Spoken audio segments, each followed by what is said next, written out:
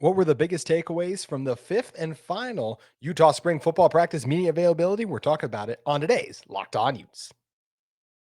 You are Locked On Utes, your daily podcast on the Utah Utes.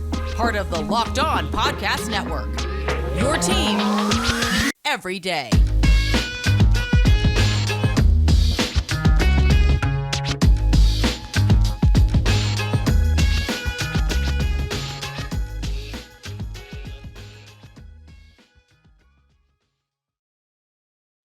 Hello, everyone, and thank you for making Locked On Utes your first listen every single day. We are available on all platforms, including YouTube. If this is your first time listening, make sure you guys like, subscribe. You can hit us up in the YouTube comments or on social media. Follow us at Locked On Utes, or you can follow me at JT Wistrcill. My name is JT Wistrcill, former intern inside the University of Utah Athletic Department. And on today's show, we got to watch the final 20 minutes of Utah spring football practice today. I don't know why I said we, because it's just a solo show today. I know those are still few and far between, but just me on the show today. So we'll be talking about what I saw during the final 20 minutes of just what my biggest observations and takeaways were during the 20 minutes we got to saw before all of you guys get to come up there on Saturday and check everything out for yourselves. It's going to be a lot of fun at the spring game this Saturday. And this is the last time because spring ball is winding down. We got to take a look at the team during practice, and there was still a lot to see and a lot to take away. One of the interesting things was the very first thing we saw when we walked into practice was Bryson Barnes was in at quarterback at the time. Now, Brandon Rose still got at the moment, it's Brandon Rose, Bryson Barnes, and third, because he was back healthy, was Nate Johnson at the moment. And Nate's still working himself back from injury, I think, too. So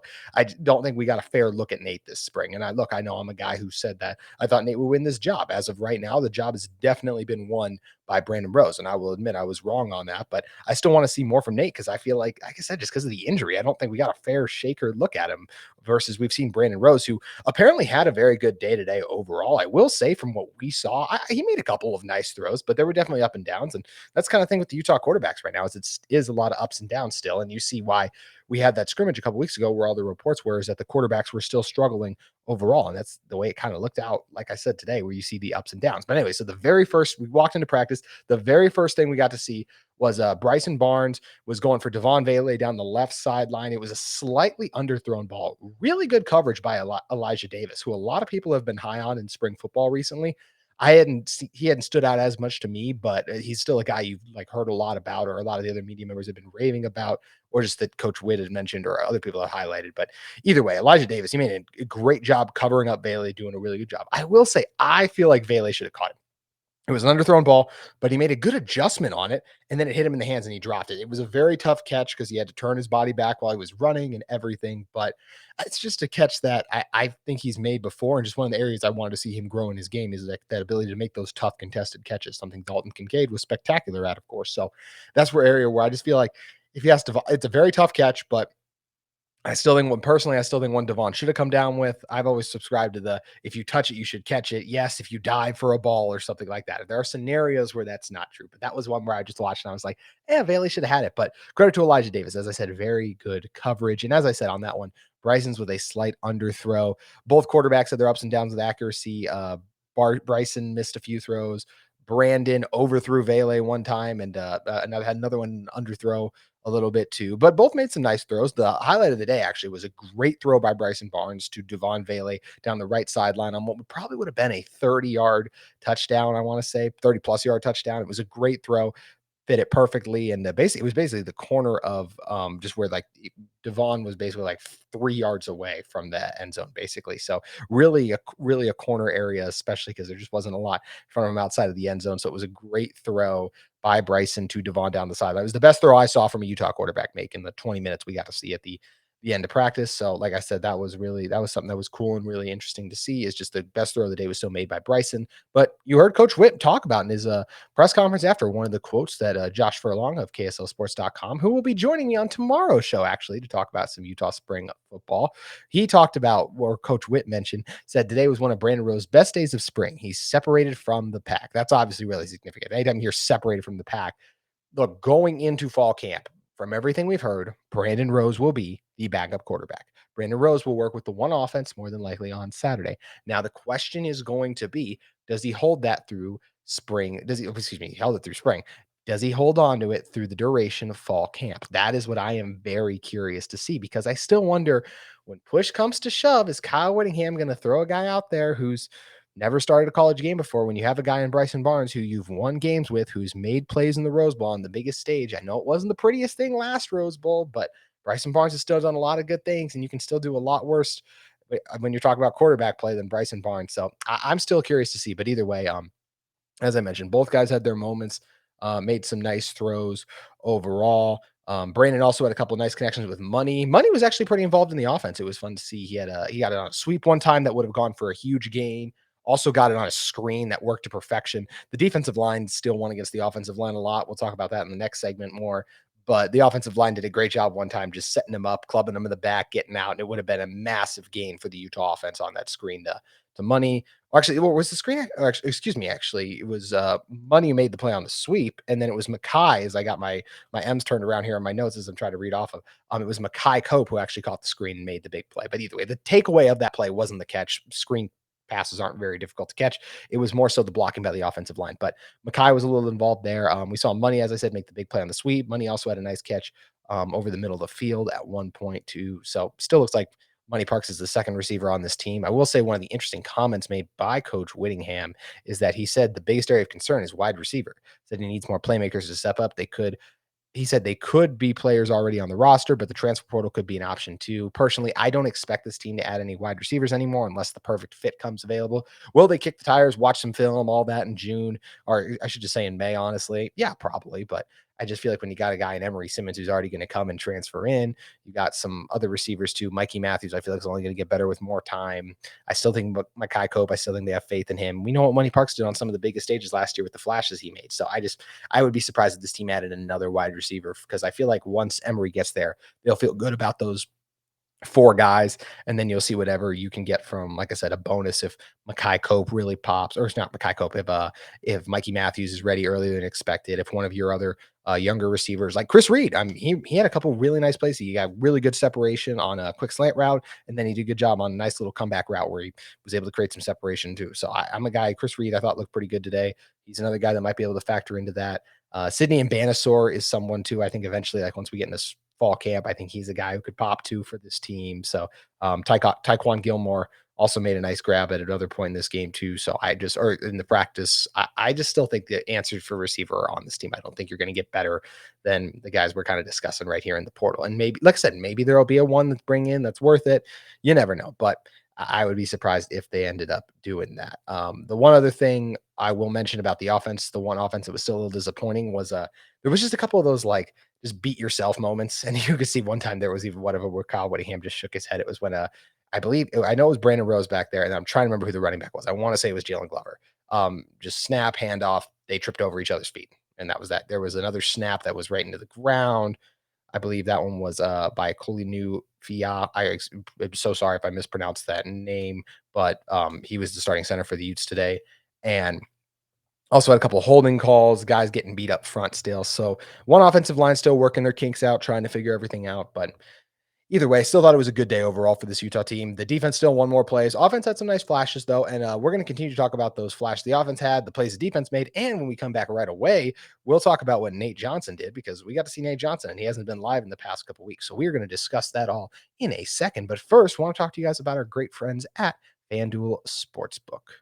Grand slams, no hitters, and double plays are back, and there's no better place to get in on the action than FanDuel, America's #1 sports book. They're the place to head for MLB baseball betting. That's because right now, new customers can step up to the plate with a no sweat first bet up to $1,000. Just go to FanDuel.com/lockedon, sign up, place your first bet, and get up to $1,000 back in bonus bets if your bet doesn't win. You guys can head over and bet on things like a pitcher to go over on strikeouts. You can build a same game parlay with your favorite matchups of the day, or even Aaron Judge. If you think he's going to hit a couple home runs, you like a matchup he's got today, make sure you hammer that on FanDuel. So don't miss your chance to get a no sweat first bet up to $1,000 when you join FanDuel. Just go to FanDuel.com/lockedon to sign up. FanDuel, official partner of Major League Baseball. All righty, continuing to take a look at Utah Spring Football's fifth and final Utah Media Availability practice. Let's continue going down with what I saw and what my takeaways were. One of the things that was nice is I believe it was the second play after Bryson had underthrown Devon, was they ran a little option play and they targeted Conor OToole, and OToole made a great decision, sat there nice and patient, didn't overreact to anything, and would have made the play on the running back who was in at the time that I believe believe was Jalen Glover at that moment. So nice to see him just kind of grow, because I don't know about you guys, I still have nightmares about the very first game when Conor OToole was trying to run around and tackle Anthony Richardson. That obviously didn't go so well, but he was looking good, comfortable there. He also had a really nice, he did a really good job. Beat it was Falcon Kalmatule overset to the outside, and Connor did a, and this is when Falcon was at left tackle. Connor was at the right defensive end. Falcon overset to the outside. So what do you do when you overset? You open a gap up. And that's where Connor recognized that, shot right through it for what it would have been a sack. And this is another day where, as I touched on in the last segment, the Utah defensive line definitely won it overall. Junior Shafuna was a monster out there still, whether getting some interior pressure, mixing it up in the run game too. Thought the two defensive line with Fotu made a couple plays as well. That was fun to see. Now, and the offensive line still got their wins. As I mentioned, the screenplay. There were a couple times where, like that long throw where Bryson Barnes, had the time to complete that pass. So there's still some good there, but there's also a lot of times where I see things like Jonah Ellis's speed is just a problem for these Utah tackles right now, in my opinion. I think they really struggle with his bend around the edge. And it's also a credit to Jonah, who, as we know, really popped kind of later on in the season from that USC game onward, is where Jonah Ellis really stood out to me. So it was great to see him continue to make plays. Lander Barton and Karene Reed had a nice run stop where they flew in, recognized that, where they saw the hole, filled right through it, and made plays. So nice plays made by the front seven as they continue to look very sharp for this Utah defensive line. One thing I also noticed, I guess whenever I called the football games, I was a little farther away from him. There was one time I talked with him in person. I'm talking about back when I used to do high school stuff. I already think Spencer Fondo looks bigger, which is crazy because he's been up at Utah for just a little over, let's see, early enrollee. So January, you kind of get in there. So just these past 3 to 4 months, you can already tell the physical transformation. He's bought in and he's ready. I would be stunned if Spencer Fondo is not a starter on this team in 2024. I think he's going to have a chance to be one of the first guys off the bench or just a backup if there was an injury to go down because of how big he already looks. But yeah, there's a reason this guy was a borderline 5-star recruit. He looks the part already, which is crazy and just speaks to his development and commitment. It's really impressive to see. So those of you who got your Spencer Fondo stock, you're not going to want to be selling that because it is only going to continue to climb and get higher. And as we've talked about on the show before, it is so hard to play in your first year along the offensive line. You see so few guys do it. If you look at a lot of the highest recruits the highest players drafted in the NFL, so often they had to redshirt their first year because they had to get up to speed physically. And then you see that second year is when they take that massive leap. And that's what I expect to happen for Spencer Fondo too. But continuing to go on with the things. And he had a couple nice bouts with Chase Kennedy where they were kind of going back and forth, each winning a couple of those. That was fun to watch overall.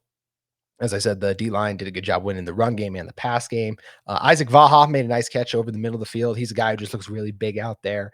And another guy, I think, as he just continues to get reps and work his way, I would love to see if he's going to have a chance to kind of be the third or fourth tight end for this Utah football team. And we know Miki Suguturaga is obviously supposed to be the guy in terms of the blocking role, but we'll see if a guy like Vaha can maybe make a little bit of a push, especially as he's a more natural pass catcher. Made a nice strong catch over the middle overall. So impressed by that. And I didn't get a chance. It was kind of buried on my notes because we saw a little bit of Nate Johnson throughout the practice, but we saw the most of him. Later on, there was a key series we saw where he got to kind of run the offense and see what he can do. First of all, the first two plays, I believe the first one was a good decision by Nate to give it on the read option. And then the second, he just decided to keep it. When I watch Nate run, it's the same feeling and thing I got whenever I saw Jaquindon Jackson used to run. It's just the kind of guy where it's like, wow, he's special. You need to get him out on the field. I think a lot of you may hear me say that and might be like, okay, so he's basically a running back then. No, not at all. I'm just saying he's an incredible athlete. And Nate had a couple nice throws too, made a nice throw over the middle. Now he did still up and down the accuracy. There was another throw over the middle where he just totally sailed it, threw it way over his intended receiver's head. But Nate's one of those, like I said, this is the reason I bought into Nate so much. He has this special, just that it plays, just the speed he takes off. He just does things that other quarterbacks and just other guys who play the position just can't do. So that's where, as he continues to work and hone in on the accuracy and obviously been hampered by the injuries, I just can't wait to see him on the field. And I really hope that they do keep the Nate Johnson package this season. I hope they use it more because I think it's going to be really effective because he is just so dang fast and so tough to tackle in the open field. So definitely excited to see more Nate Johnson this year. As I said, he had a nice connect with Tyquan Gilmore on a good throw that he had right over the middle of the field basically. So nice to see Nate continue to do that. And I'm excited to see Nate in the spring game. I think it's going to be a great opportunity for him to go out there. And once again, if you guys see Nate, Bryson, Brandon, any of these guys making a couple of overthrows like that, I don't think it's a reason to completely overreact now. It could definitely be a little bit of a sign for concern, I'd say, but I don't think it's like, oh, we're doomed against Florida, because as we talked about with Sammy earlier this week, Florida has their own QB issues going on over there because they got Graham Mertz, who obviously there's a reason he's no longer with the Wisconsin football team, and it's because he didn't perform well enough. So, and I expect Graham Mertz to win that job. I know it is a competition. I still think Graham Mertz will win the job. The one Florida fan, for those of you who do listen to this show every day, that one Florida fan who comments on my stuff every once in a while, I'm sure he could tell me for sure if he's won the job or not, that being Graham Mertz. But either way, still just really impressed by Nate. There was a nice bootleg he had where he rolled out and hit a nice open receiver, was tight end. I believe it was Vaha again, just nice in the flat, good pass there. So Nate's a guy I just want to continue to keep my eye on, because I think he's just one of those special guys who's just going to continue to make plays. Also, we got Cole Becker again. We had a long field goal out there. It was easily a 30+ yard, probably more closer to 40 yards. And Cole Becker has banked in a field goal already, and on another one had a doink that missed. He has had a doink in 3 of the 5 practices I believe we've seen, and he had this one where he doinked it in. So that was fun to see, and it's just evident that he has a stronger leg than Utah kickers have had in the past. So that's something I know I personally am. I'm really excited to see, is just feeling good about a kicker rolling out there for this Utah football team. So I think that's exciting overall. No, excuse me. As I just in general, I feel very good about the position this Utah football team is heading into their spring game. I feel like let's just talk about it in general right now, because look, by the time you guys are listening, this will be about 72 hours away from the spring game. I believe if my math is correct. So basically, what are the biggest things we'll be looking at in that spring game? It's going to be the quarterback battle. How's that going to shake out? I expect it to be Bryson versus Brandon for a lot of it, and then I think we'll see some Nate Johnson sprinkled in there too. So that'll be good and exciting to see. And then we'll also get, so definitely quarterback still the number one thing to watch. As Coach Witt said, Brandon coming off one of his best days. And from what we saw, Bryson Barnes still made the best throw of the day. So that's going to be fun to see that Saturday. Running backs, feel good about the running backs. Offensive line working together is still going to be a big thing. I talked with Falcon Calmatule today for a little bit, and he just said that overall he feels very good about the position that this team is in, that he also feels like the offensive line's coming along well. He feels like he's coming along. He wants to continue to work on some of the stuff in his pass protection he mentioned to me, but feel good where he's at too. The receivers on the outside, I'm excited to see which these guys step up and make plays. We all remember Makai Cope's spectacular one-handed catch last year. Devon Bailey and Cam Rising also connected on a few balls overall during the course of spring ball. So that will be fun to see as well. And then looking at the defensive side of the ball, I think we're going to talk about this Utah defense. I'm excited to see the defensive line continue to go after it. Logan Fondo has been a big standout there. Chase Kennedy's made some plays. Jonah Ellis, Junior Tafuna, Conor OToole, Lander Barton, Justin Medlock. Front seven, one of the weaknesses of this team last year. Absolutely expect it to be one of the strengths. I think this group is ready to go, and I think they're going to make some huge plays for this Utah football team. So that'll be something that'll be fun and interesting to watch. And then from there, on the back end, you get guys on the secondary. Miles Battle made a couple of nice plays today. Miles Battle also had a really funny tweet about I've experienced 4 seasons in one day in Utah, and I can attest to that. For those of you, as you know, I record these on this is recorded on Tuesday right now, so I think all of you know the crazy weather day we just got through out here at in Salt Lake. So that was funny to see from Miles Battle. He's a guy who make plays. Sione Vaki, Cole Bishop. This Utah team is in a really good position, in my opinion, as they wrap up spring ball. I'm excited to see how they perform in the scrimmage. It's going to be a lot of fun. One of the things that was also really fun and cool to see was today we got a chance to talk to Mekhi Bernard a little bit after practice. And with Mekhi, what he kind of talked about and mentioned was just the opportunity he feels like he has coming back to this team, and feeling like this was the right place for him after, testing the waters in the transfer portal. So it's great to have Mekhi Bernard back. And said running backs will always be a little hard to judge during spring games because there's only so physical the coaches want the guys to get in terms of the O-line, D-line. We still hear them at some of the practices yelling at the guys to stay up. So just going to be something fun to monitor and see how it all plays out. It's been fun to see and watch these practices, but now we're going to get on Saturday. The next look we get at them is going to be a full 20 minutes. And I know I, for one, am really excited about that, to see what this team is kind of made of in terms of how these young guys will hold up during the duration of this spring football scrimmage that's coming up on Saturday. So it's going to be a lot of fun. Speaking of what's coming up tomorrow, Josh Furlong will join me. We'll talk about the biggest things to watch for during the spring game. So make sure you guys check that one out on tomorrow's Locked On Utes. But that is going to do it for today's episode. So appreciate all of you for listening as always. Remember, like and subscribe if you are not yet with the show. And thank you again for making Locked On Utes your first listen every day.